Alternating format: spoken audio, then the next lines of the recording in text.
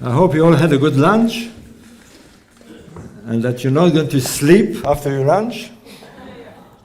I'm just going to talk about, because I've been employed recently by Saudi Arabian Airlines, and I just want to make some publicity for them. And if you don't mind, and I've given up the study of pyramids, it's all over. Now, there is something in this picture that will demonstrate to you a rather strange phenomena. Like Robert was saying, I mean, it's one of those strange things that these fissures, these cuts made by water, were always there. They had been there for thousands of years. They had been seen by millions of people visiting Egypt. They had been seen by Napoleon, been seen by, and nobody noticed them. They were there, but nobody noticed them. It took Robert Schoch to come and say, wait a minute, these things are vertical, and he developed all his geological theory. There is something in this picture that nobody had noticed, except one person noticed, and here is the story very briefly, I'll move quickly. The king of Saudi Arabia in 1981, I happened to be in Saudi Arabia at the time, was going to board the royal flight with a similar plane like this, and suddenly a priest, they call him mutawaz, the guy walks with a beard and he has the Quran, and, said, stop, you can't go on this plane because it has on it the Christian cross. Now, you may or may not know this, but Christian or Jewish or any other religion in Saudi Arabia is not allowed. You're not allowed to display icons and crosses especially. So they all froze and said, where is it? I mean, how is this man seeing the Christian cross on the plane? And surprisingly, once you realize it, is there a pointer here? Is there a pointer? The stick. I feel like a school teacher. Come here. Come here, you.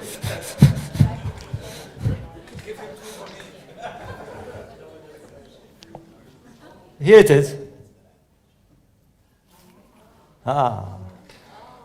And the problem is, once you see it, you will always see it.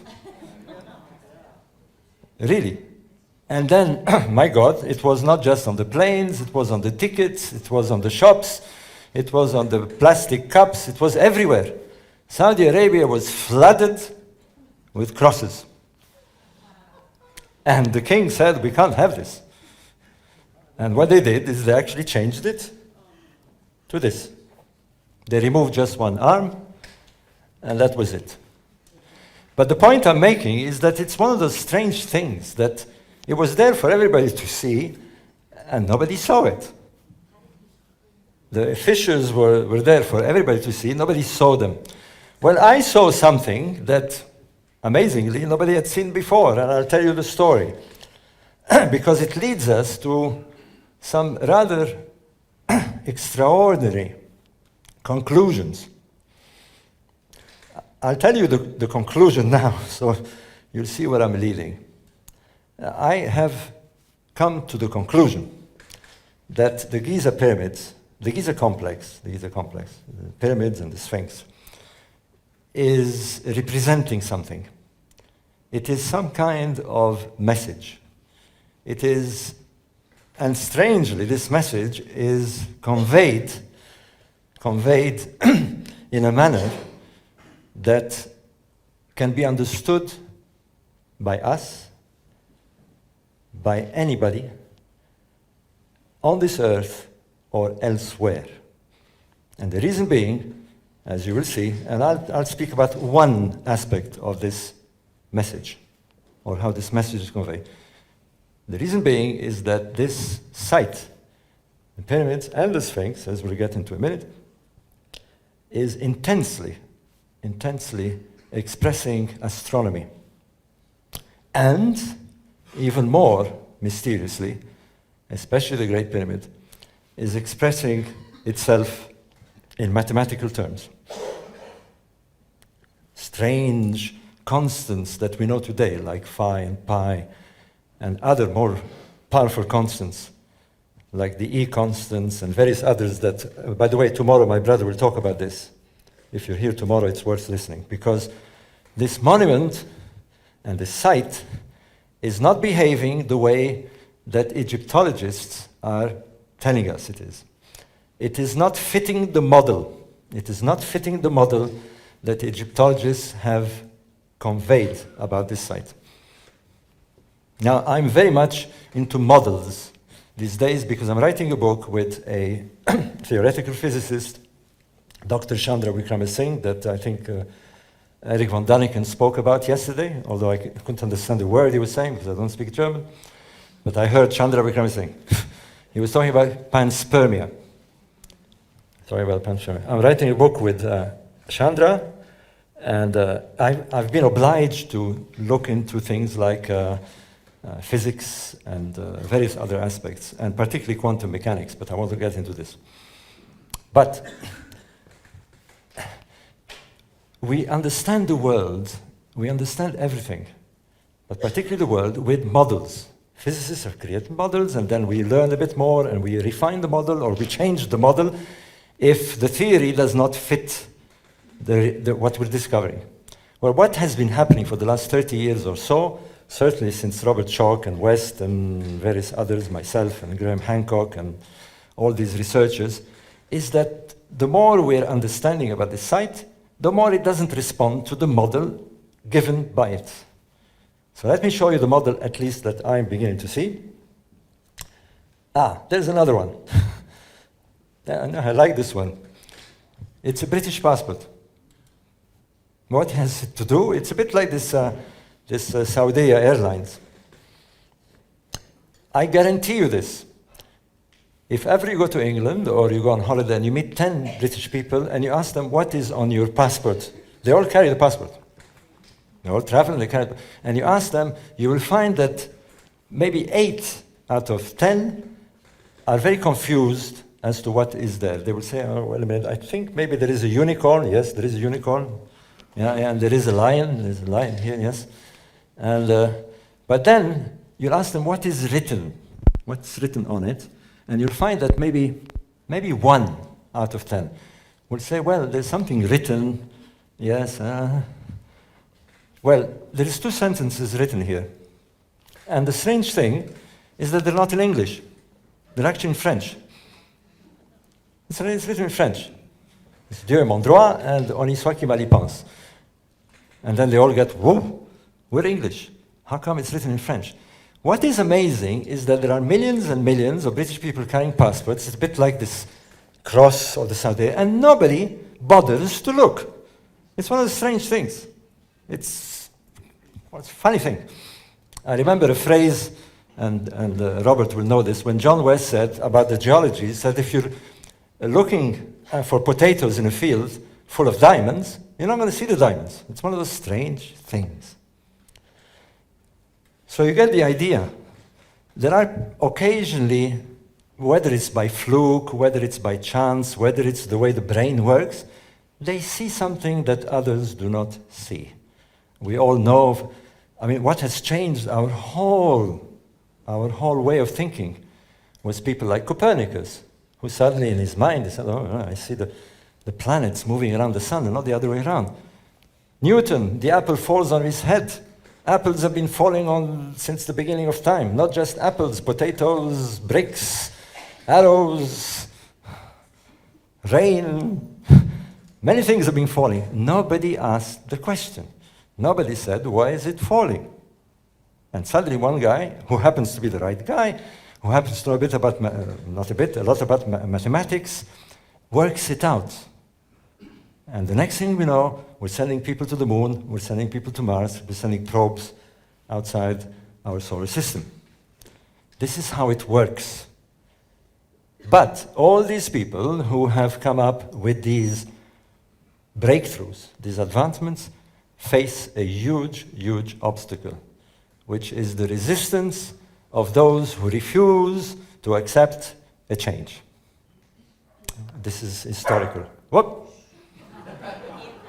Zahi Hawass?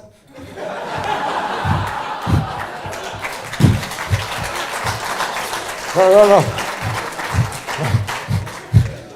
Please, no. No. All right, here we get to the... all right. Well, he said worse things about me, so it's okay, huh? Well, I'll do it like a story I did last time, and I'm going to move fast on here.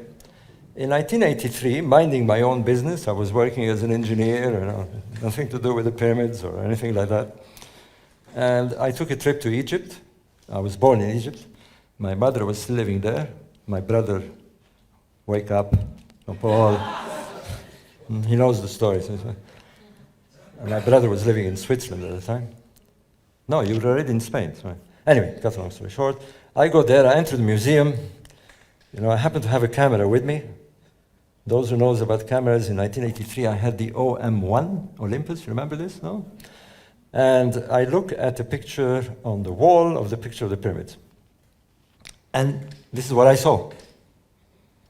Like the Mutawa priest. And I saw something that for some reason nobody, or had they seen it, they did ask the question. 3 pyramids. And this one bothered me a lot. A small pyramid, smaller than the others, and offset. Just one of those things. I asked the question. I can imagine a lot of people seeing this picture, but my question was, why is it small and why is it offset? Bang, annoyed me. I'm going to move fast because I think that many of you know this very well, because I want to move to the Sphinx. Well, you're looking at a shot of the pyramid. It's actually a Google image. It's a square when you look at it from directly above. And it is directed, and my brother will argue about this tomorrow, but it is directed, each face faces one of the cardinal directions. Not magnetic directions, not magnetic north, this is astronomical north. It's very precise. The east side, which is the most precise, is 3 arc minutes. It's about 5% of a single degree. It's extremely precise. And that alone should indicate to us that whoever designed this had astronomy in mind. He had this in mind. The scale of the monument, if you were to walk around it, it's kind of spooky. How many have been to Giza, to the pyramids? Oh, about a third of you. Well, no, you haven't been. Why do you raise your hand? Huh? You haven't been either. I'm playing a bit Hawass here. You don't know what you're talking about. Anyway, if you were to walk around the monument, you'll walk almost a kilometer. Each side is about 230 meters in length. It is frighteningly large. It is one of those monuments that, let me just tell you the feel of it if you haven't been there. I've lived 3 years, I used to go, I've been going there for 30 years, but I've lived actually 3 years in front of the pyramid. I had rented an apartment with my wife, and I had a balcony literally looking at the pyramid. And something very strange happens. Because I used to get out in the morning with a cup of coffee and look at the beautiful sunrise and the light on the pyramids and then sunset, and then in the morning at lunchtime, I saw this pyramid all the time. And then one day I went out with my cup of coffee and I realized that, wait a minute, I'm not looking at the pyramid. I'm not looking at it anymore. And I looked down in the street and there's all these taxi drivers and all this chaos that goes around Cairo, if you've been there. And strange enough, nobody was looking at the pyramid. And I realized it's psychological. You stop looking at it because it bothers you. It bothers you because you look at it and all these questions come into mind. Why is it there? Who put it there? When did they put it there? Why did they put it there? Who built it? How was it built? And you're bothered all day. And you don't want to get bothered at this all day, every day. So Egyptians don't look at it. They stop looking at it. It's one of those monuments that really, really bug you. It should not be there. It doesn't fit the context that we are told. Built by people who had no machines, no nothing. It's so large, it's so perfect, and it's so anonymous. Nothing. Not a word in it. I was going to say cartouche, sorry, but you're right. Shh. Yeah. All right. So how do we explain this? Well, started looking at it more accurately. Oh dear, this is a car that I had in 2005. I bought this car from an Egyptian. It's a Chrysler four-wheel drive. Never buy a car from an Egyptian, because when he sells it, it means it's no good. It blew up. It blew up. The minute I put the air conditioning, luckily I didn't put the air conditioning, and caught fire. That's another story. What you're looking at here is pyramids following, according to Egyptologists, following the pyramid builders of Giza. In Giza, they are located to what they call the 4th dynasty. Give it a date of about 2500 BC, the whole complex. And these are pyramids that they tell us are from the 5th dynasty, about 150 years or so afterwards. Well, these, unlike the Giza pyramids, are filled with hieroglyphic texts. They're loaded with text, plenty of text. And here is a picture of one. It's the Pyramid of Unas. They're known as the pyramid texts. There's 5 royal pyramids that give texts, and you combine them together, and they're known as the pyramid texts. And you very quickly realize when you read translations of these texts, they're on Google, on the internet now, you can get free copies and all this stuff, presumably in German, because, by the way, the Germans translated it first. Kurt Sette, his name is. The first translation of the pyramid texts were made by a German. Germans were very big in Egyptology, by the way, in those days. And you quickly realize that they speak about the sky. It's one thing you realize very quickly. And you can see the implications of the sky. There are stars drawn on the ceiling, lots of stars. And as you get more into them, you begin to realize that what they're trying to tell us is that something very strange, that when the king died, he goes to the stars.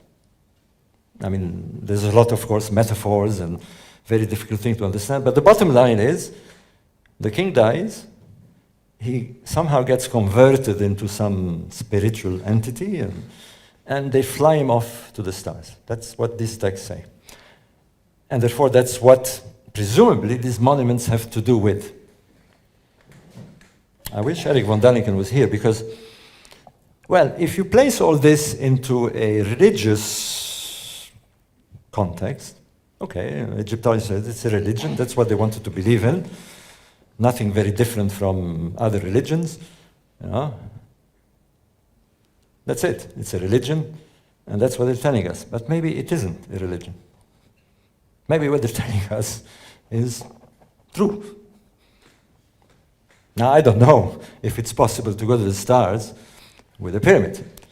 But I was telling a lady during lunch, so one thing you have to give to this place, because of the scale, because of the effort put in there.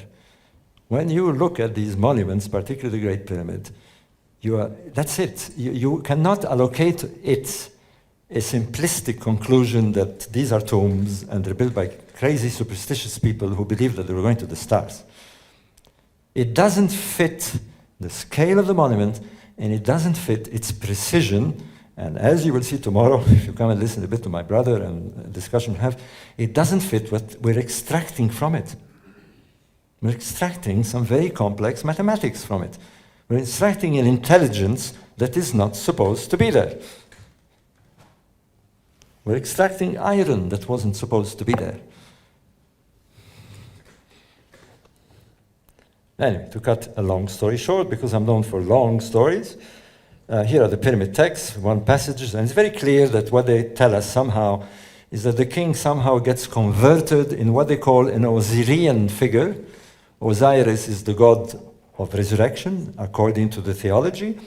And he becomes a star, and he joins a particular constellation in the sky, and this constellation is the constellation of Orion. So that's more or less what their mythology, their ideologies are telling us. And lo and behold, suddenly, and this was in 1964, an astronomer working with an Egyptologist, Virginia Trimble. She was an astronomer at Berkeley University, with an Egyptologist, Alexander Badawi, decided to investigate mysterious shafts that shoot out of the Great Pyramid.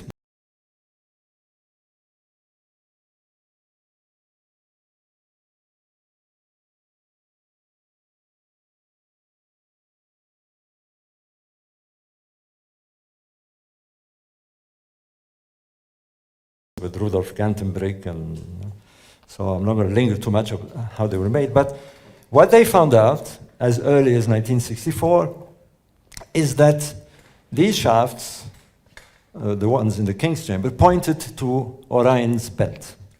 I came later in '86 and I worked out the alignments of the lower shafts. And the lower shafts of the Queen's Chamber, one of them pointed to the star Sirius, which fitted what the pyramid texts were telling us, except that this monument was speaking in a different language. It was speaking with astronomy. It's actually telling us the same thing, or more or less the same thing, with astronomy. I saw a drop of water came down. You see it? Anyway. So, clearly, there is a relationship between these stars, the strange alignments, the setting out of the small pyramid, and it led me to look more carefully at this constellation. This is an actual photograph of the constellation. It's made up. You can see, by the way, you will be seeing this constellation till the end of May, and then it sets, and you don't see it till August next summer because of the cycles. But that's what you see in the sky. If you were to watch at Orion, you have to go rather late at night. Now, at about 3 o'clock in the morning, you can see it at this time of year. It's made up of 4 major stars, like a rectangle. In the middle is this so-called belt of Orion, or Orion's belt. And look at it more closely. Whoops, what happened here? What is it doing? Ah, yeah. Next to it, this is an actual picture as well. Here's the constellation, the star Sirius. This is the zone that pharaohs tell us they're going to go to after they die. It's a sort of cosmic world, if you like, or a star world. And next to it is the Milky Way, which in the text, in the pyramid text and other texts, they speak of it as if it's a river. It looks like some sort of river in the sky. And they speak of it, they call it the winding waterway. It's as if they imagined a kind of picture, or a kind of map, or a kind of world that looked like their own, that had a river. Here I've exaggerated the design. I'm going to move a bit faster. So let's look a bit closer at this belt of Orion. And without much ado, there it is. It has the same configuration as the 3 pyramids on the ground. This became known as the Orion Correlation Theory. I published it in 1989, and like Robert, I thought I was going to please the Egyptologists, that we found something new, and they're going to be happy, and well, no. They hated me very badly to this day, particularly the ex-minister of Antiquities, Dr. Hawass, and I've heard it all. From crazy to charlatan to pseudoscientist to Zionist to you name it. It's an ABC logic. We followed it carefully. But if that wasn't enough to upset them, we get to the Sphinx. We get to the Sphinx. And that really got them upset. There we are. I'm doing some projections here so you can see it nicely. This is an interesting one. I don't know if you can see it clearly. Here are the pyramids. They run on a southwest diagonal with a little one offset, and you see the Nile up there at the end. It's quite amazing when you superimpose the celestial image. It's kind of like 2 maps fitting each other. They're trying to tell us something, there is no doubt. There is some message here. And we can dispense with it. Even if they accept this, even if Egyptologists accept this, they will still say it is some superstitious message. They're telling us, this is a sort of paradise and we want to make the cemetery. Maybe it isn't. It's too precise to be some crazy idea. All right, I published in '89, I published my first article, nobody listened. Then I published a book called The Orion Mystery, and the BBC did a documentary, and that's when the Egyptologists got to hear about this. And, well, you were talking about the sky falling. The sky fell on my head, really. I mean, I did not expect this aggressive reaction. I really didn't. I was absolutely stunned by the way that the Egyptologists, archaeologists, particularly Egyptologists, were absolutely infuriated with this idea. I just couldn't get it. I still don't, but let me tell you one thing. They looked at it and they were saying, well, it's not possible, and they couldn't see the stars, they didn't have telescopes and all this stuff, and arguments went on and on and on, and little star is a bit this way and the other one. All arbitrary, apart from the insults that followed, Well, I can tell you one thing. No one bothered, because in science, we have scientists here, in science, when there is a theory, before you start knocking it down and insulting the people and calling them crazy and all this, if it is a theory that has substance, I was talking about pyramid texts, I was talking about the alignment of the monuments, it was all fitting, it has substance. What you want to do is pass it through the correct tests, which are quantitative, statistical, qualitative, and see if you can falsify this theory. That's how it works. You falsify it. And if you can't falsify it, then hard luck, the theory is good. The theory has to stand. Nobody bothered to do this until last year. Two Italian professors of astrophysics, who have no problem with this sort of stuff, took it on, and they did the tests. They did the tests, they passed it through the rigorous quantitative, statistical, qualitative, pages and pages of it, measurements, and they could not falsify it. They wanted to falsify it because that's what scholars wanted to do. They could not do it. And they had to admit that they could not do it, and they said, okay, we're going to be honest about this, we're going to publish it. We're going to publish it, and that's it. Well, when they sent their paper around, to be published, the paper kept being rejected, and they couldn't understand it. And they finally contacted me and said, we don't get it. We publish papers all the time about our astrophysics work, but this paper keeps getting rejected. And I said, where do you send it to? They said, we send it to archaeological magazines. I'm not surprised, because they send it to their peer reviewers, and their peer reviewers will not accept this no matter what you say about this. But finally they got it published. I will show you the publication. And now Egyptologists, whether they like it or not, have to accept that this is a theory that you can't falsify it. You can't falsify it. And that is when an advancement is made. You have a theory that you can't falsify, and you have to move forward.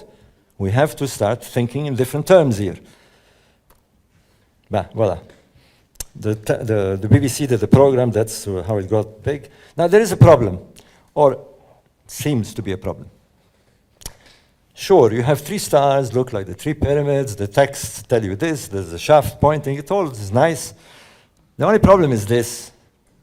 Is when you put it at the date of 2500 BC, the date that Egyptologists allocate to this site.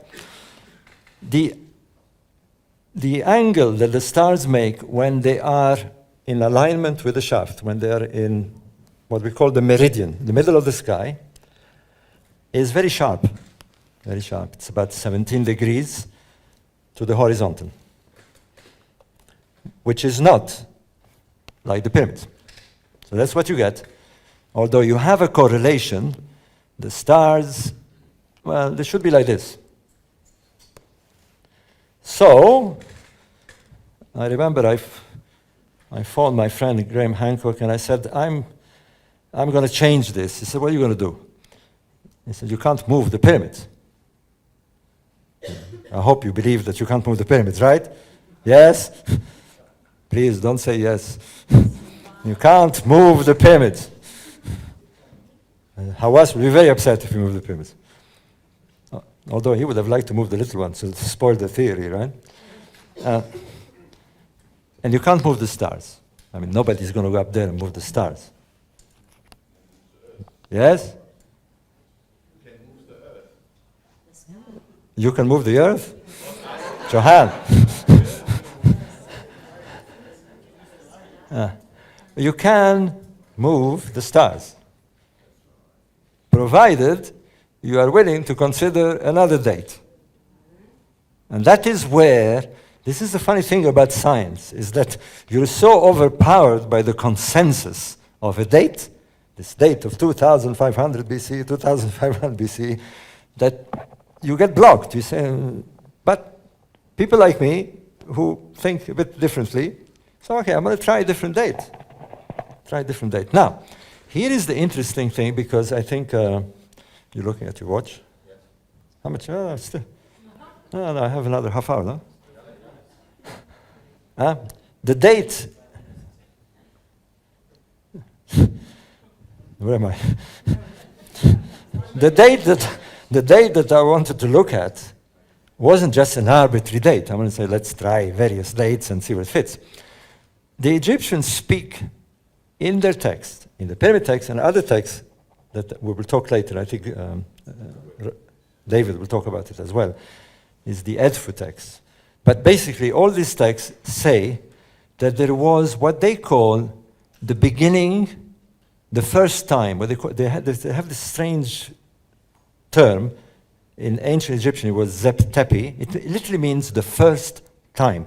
The first time when, in their mind, or maybe in reality, things began. The civilization began. The whole activity of the civilization began. So I said, okay, first time. I know that the stars move in precessional cycles.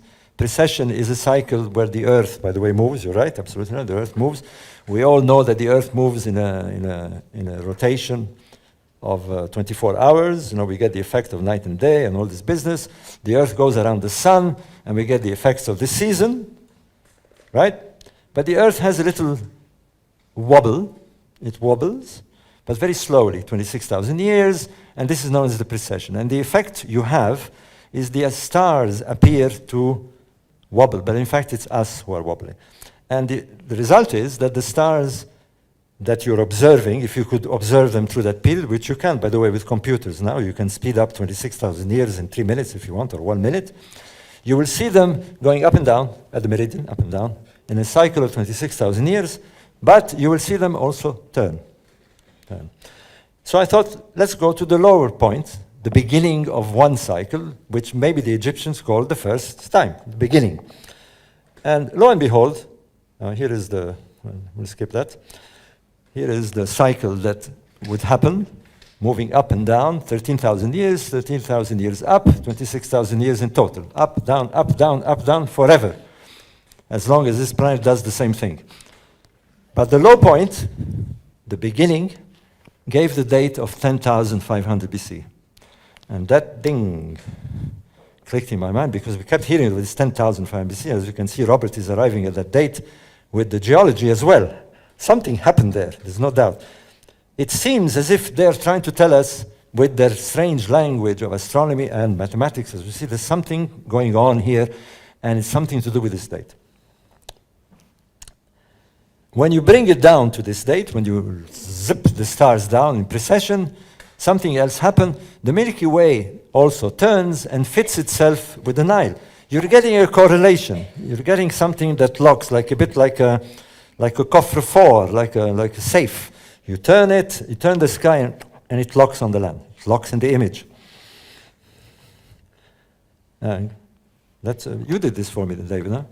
This is an actual proper image with Google. You can do 3-dimensional. Here is the Nile shooting off with the Milky Way, and it fits. It fits. And it fits at that date of 10,500 BC.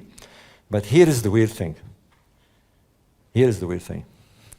When these stars are on meridian, this meridian line, they fit with the axis of the pyramid. At that date, and at that date only, they are there at the moment of the spring equinox. Now, if you know some very basic astronomy, it is at the spring equinox that the sun will rise due east, exactly east, exactly east. And that immediately attracts attention to another direction with another monument that is looking due east on that side, and that is the Sphinx. The Sphinx, there we are, let's move. Here, by the way, are the published articles. You can get them on Google, there.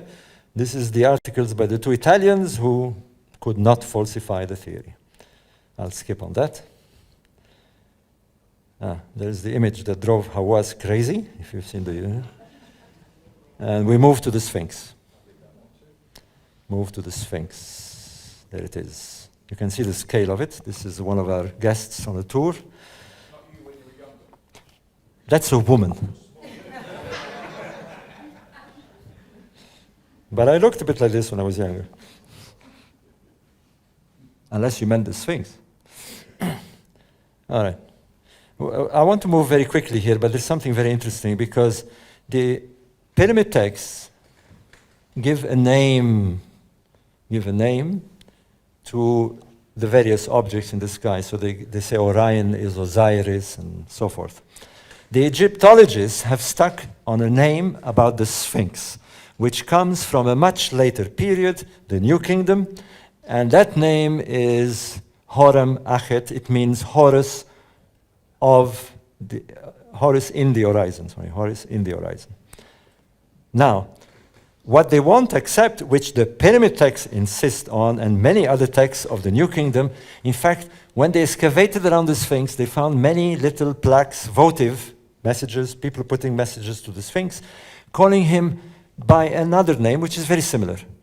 Horus in the horizon. So we have Horus of the horizon, Horus in the horizon. The pyramid texts are full of messages talking about Horus, this Horus in the horizon, Horakti, they call it Horakti, is that right? Yeah, the twin, Now, and yet Egyptologists say the pyramid texts, in fact, no text, no writing of the ancient Egyptians speak about the Sphinx before the New Kingdom, which is 1,000 years after the building, supposedly the building of the pyramids. How is it possible? How is it possible that a monument like this, standing there for thousands of years, and there is not one single word about it in the Egyptian texts except in the New Kingdom 1,000 years later? It's not possible. And how is it possible that the pyramid texts do not speak about the Sphinx? Well, they do, but they speak about the Sphinx in a cosmic manner. They call him Horus in the horizon, Horakti, or the twin horizon, and here is passages, and they even tell us where it is. They say that the king represents the sun. I'll skip on this, and they tell us that a journey is taking place in the sky. There's some activity going in the sky, and the king is going to take a journey. I'm going to move here. Here it is. Here it is. Look very carefully here. They tell us that the sun, or the king, the solar king, reaches the banks of the celestial river. He's there, and he's waiting to cross the river. The texts are full of these messages. And he tells the messages, cross the river, cross the Nile, and go to a figure they called Horus in the horizon. And they even suggest, we can work this out from the pyramid texts and other rituals, that it takes 70 days to go there.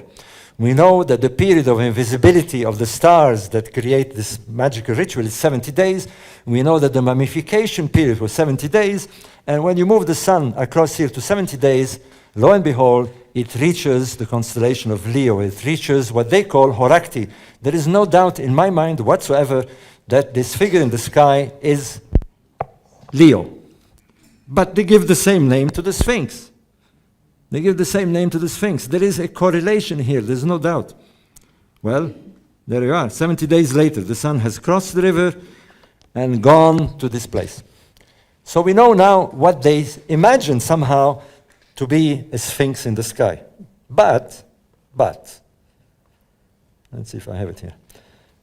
To even emphasize the time when this is supposed to happen, there is a plaque, there is a stela on the Sphinx.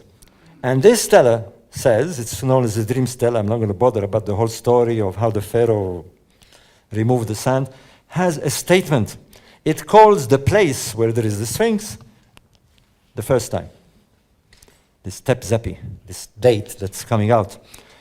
It's actually written there by a pharaoh who should have known about his own history. Egyptologists totally discount this. They give us the time, provided you can work it out, understanding the astronomy of the place. The Sphinx at night, by the way, lit up. So, we look. You tell us, look at the sun rising at spring equinox. So we look at the sun. Let's look at the sun on spring equinox. Well, if you look at it today, here is it.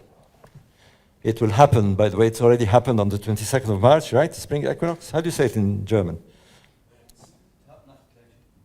Gach, Nacht.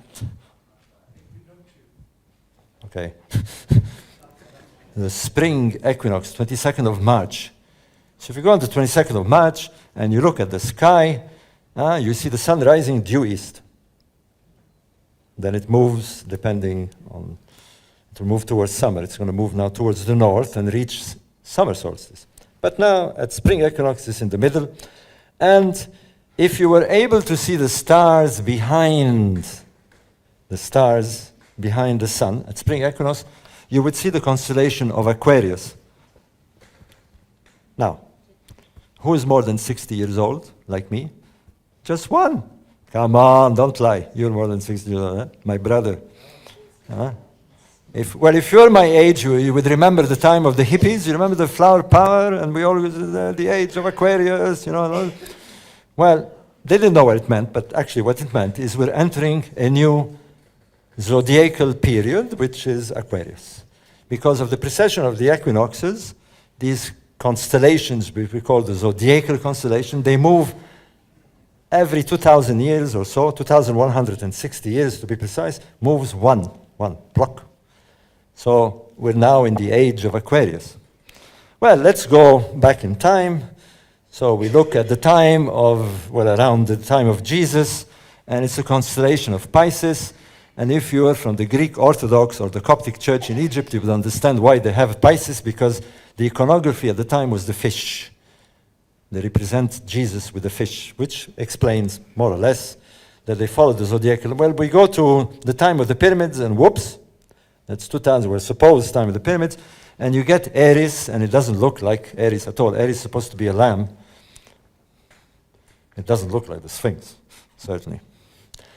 We go back in time to 8000 BC, and you get Cancer, and you go back in time to that date. And not surprisingly, you get the age of Leo. We have now two sets of monuments on the same site, one looking east at an image that represents himself, and we have the pyramids looking south with the correlation of the belt of Orion. To have this statistically being a coincidence is, well, don't bother to work it out. It's something like 1 in a million. It cannot be a coincidence. I've had statisticians look at it. I've had people trying to falsify it. It cannot be a coincidence. It's too much. We have three factors. Leo with the Sphinx, the pyramids with Orion's belt, and the Nile with the Milky Way. So, do we just brush this aside and say, well, like Egyptologists, or is there something here? Are they trying to say something?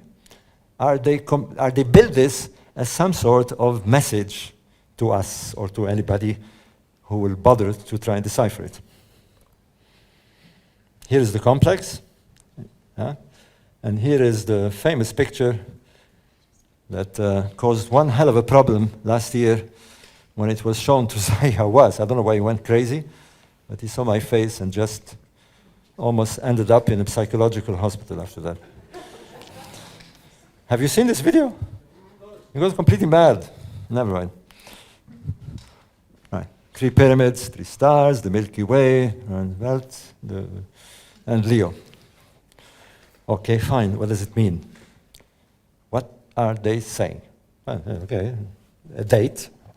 Okay, we've got a date, possible date. Geology seems to come up with the same conclusion. We have to consider that date. I cannot prove it. I can show it with astronomy, but it's not physical. It's an astronomical theory, and therefore I cannot say that this date is a real date. Maybe they're memorializing, maybe they're expressing their ideas like we express with the church. You know, we build a church and we say it belongs to the time of Jesus, you know, the idea of the church. Either or. But geology is physical, and geology is suggesting that this date is real. Maybe the monuments, at least not the pyramids, but perhaps the Sphinx is of that date, or some other aspects of that Sphinx. But whatever it is, they're giving us a date. But they're giving us something else. And Robert mentioned it very briefly. Look where the sun is. It's just below the Sphinx.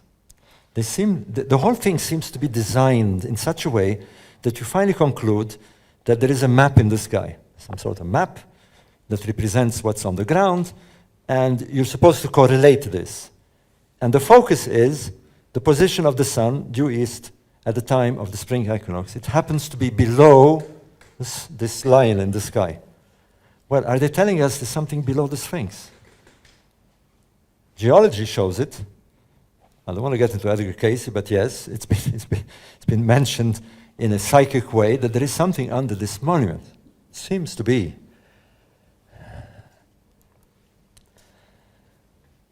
I am going to... There.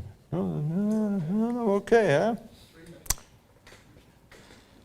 If you were going to look at the Sphinx alone, forget the pyramids. You have the Sphinx. You have its two temples, which were discussed by Robert. And you have this temple here, which is linked up with the causeway. There seems to be a complex that is detached from the pyramid, and yet it is part of the scheme, that is much, much older. Because it isn't just the Sphinx that looks very old, as Robert pointed out. It is the erosion on these monuments. It doesn't take a rocket engineer when you go to Giza to realize that you're looking at things that look much more eroded, older than when you're looking at the pyramids. The erosion is very deep, and the construction is different. They're using megalithic blocks, some weighing about 100 tons, on average 50 tons. Not at all the way they build the pyramids. The pyramids, although very big, they're built with blocks on average about 2 tons. That's big enough, but 50 tons, 100 tons is a completely different kind of construction. We're looking seemingly as another period, an older period, that designed a complex. Because it is so focused on the position of the rising sun on a specific day, it must be some sort of solar complex. It must be indicate. And indeed, the Sphinx is named Horus of the horizon, which we know in their iconography is a solar god. They represent him as a sun god. And because the sun reaches this constellation at that time where they want to indicate us, it is mixed with a solar idea. There's no doubt that it is a solar complex. But if you have a solar complex alone, the sun will always rise due east in front of the Sphinx, always. This year, next year, for 1,000 years from now, or 10,000 years from now. You cannot tell the date. You cannot tell the date. All you can tell is that it is pointing at the sun on the spring equinox. You can tell the date if you see the stars behind it, or if you link it to stars that are attached to the idea. And that's what they've done. When you have stars and the solar system, then we can work out the date, because the stars change with precession. It is an ingenious complex, it is an ingenious design, if this is true. And nothing can be 100%, but to me, I'm convinced 99.9% that we're talking about something that is generally there. That is a huge, huge question. Because it's giving us a date. It's luring our attention to this strange and very difficult, almost superhuman construction. It is provoking us to ask questions because it's anonymous. It's inviting us to say, who put it there, why put it there, when put it there? And we can't ignore this because it's pushing us to do this. And it's pushing us. I'll show you a link very quickly and you will expand it in 5 minutes. There are very, very mysterious texts. If you go to the temple of Horus at Edfu, the temple is literally a book in stone. It's filled with inscriptions. It took 23 years to copy these inscriptions on paper. And even more years to translate them all. Some are not even translated, so many of these inscriptions. The main theme of these inscriptions is to invite us to consider the origins of their civilization. They call this first time again. It's references this first time, the beginning, and they even describe what happened in mythological terms. But amazingly, they give us a date. Not the 10,000. We work this astronomy. They give us a date in the year. They tell us that something happened that finally created the first pharaoh of Egypt, the first Horus, king of Egypt. And that date involves a great battle where this man, whoever he was, this Horus, conquered an enemy called Set and became king. He ruled, he became the king of all of Egypt. And they give us the date of the year. They give us a date in their calendar, and they give us the date of the first of the 5th month of their calendar. We know that their calendar began at the summer solstice, which today we call the 21st of June.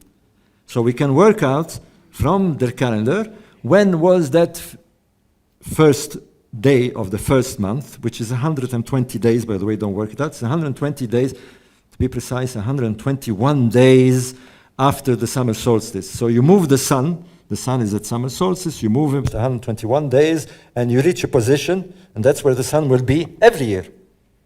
Every year, there, on that first day of the 5th month of the Egyptian calendar.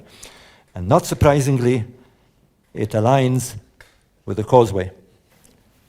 You will see this more accurately. You have a drawing of it. It's too much. It's too much. They're commemorating an event that they explain to us is their beginning. It has something to do with a most mysterious origin. It may have something to do with what happened in 10,500 BC. And they're inviting us with this site to decipher it and to ignore it, to call it a tomb, to call it superstition is a grave mistake.